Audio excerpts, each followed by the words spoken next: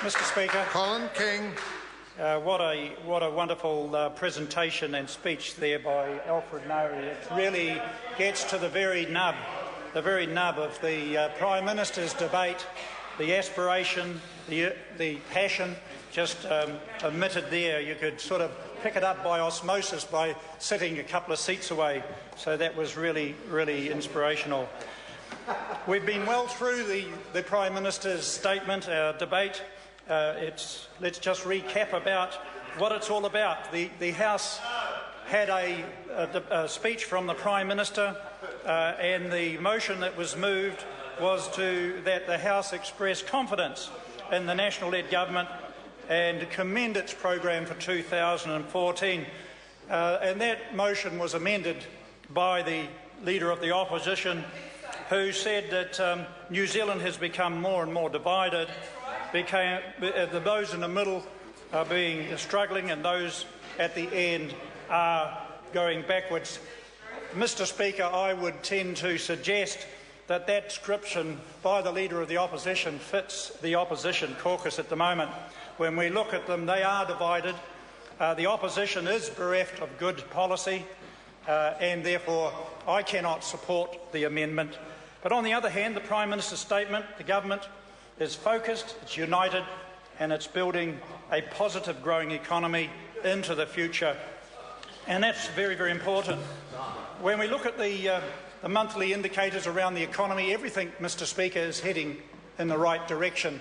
And this is during a very, very difficult time, and we should give credit to the government, to the Prime Minister, and to the Finance Minister, Bill English, and to the Cabinet. Economic growth, 3.5, unemployment is 6% and heading downward. Inflation, which is very low at 1%, and interest rates, because of those good policy settings, are staying lower for longer. And when you stop and think about it, Mr. Speaker, we are a small country trading on a global scene. And that requires a lot of carefulness, because if we do step out of line, the effects of other countries' economies will come back onto us.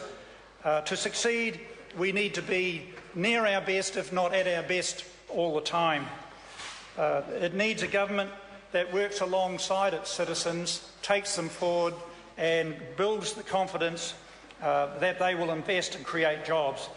It needs a government and a Prime Minister that has a clear vision, clear goals, and is able to articulate those in such a way that the working man and woman, the families are able to see what the goal is, rather than developing a protectionist economy that businesses are not truly exposed to the realities of life. When we look at across the ditch at the moment, some of the harsh realities of being able to stay for the last 20 or 30 years producing cars over there, they have making decisions today that New Zealand made 30 odd years ago. Our economy needs to be both productive and competitive. And my colleagues over the meeting hours of this debate have very eloquently articulated the achievements and the focus and the structure of the government's agenda going forward that I've mentioned myself, that the interest rates are at an all-time low, that the economic growth of 3.5%, and I just want to focus, Mr. Speaker, on those two elements of the government's agenda for a small time, because in the electorate of Kaikoura there's approximately 80% of the nation's wine industry. And in 2010, it would be fair to say that it tanked. There was oversupply, there were some issues, there's a lot of debt, and yet it was the tax package or tax switch that this government implemented in 2010, along with the policy settings that have kept interest rates lower for longer, that we are actually seeing in 2013-14 the wine industry back on its feet and doing better than ever, producing probably 100,000 tonne of wine more than it was back in 2010 and is able to find markets for that due to the trade access settings that have been achieved by this government. The crime is down. We've got 30% lower. We've got 30% lower crime today than we had when we inherited government. A health system that is functioning with 20-odd thousand more operations being conducted each year. And I just want to make the point, Mr. Speaker, that all of this will mean nothing if we don't succeed with our younger generation, with our children. So for the remaining time, Mr. Speaker, I'd just like to focus on the importance of getting it right around education, because the old adage must hold true in this case, that if you want a first-class health system, a first-class education system, first-class law and order, if you want to be able to, what the opposition say, afford social justice, then you need a first-class economy. And that is what a national government under the Prime Ministership of John Key will deliver. I just want to acknowledge the wonderful work done by the education ministers, be it Hekia Parata, Nikki Kay and Stephen Joyce, because part of the government's agenda has been better public services. And what better public service than that we can provide is the goal of having 5 out of 5 of our children succeed in education. Starting off with ECE, the early child. Well, what it means is that everybody realises the opportunity that they have. The member over there might be pointing out what they will do, but effectively what this national government will do is that we will make sure that we achieve 98% of children going to early childhood education. At the moment, 2014, we've got 96% of children going to ECE. We will achieve that goal of 98% in 2016.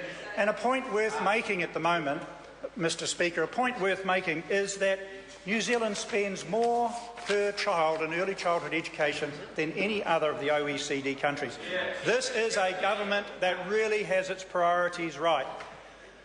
National standards, one of those very, very important policies that have been implemented so that youth can succeed.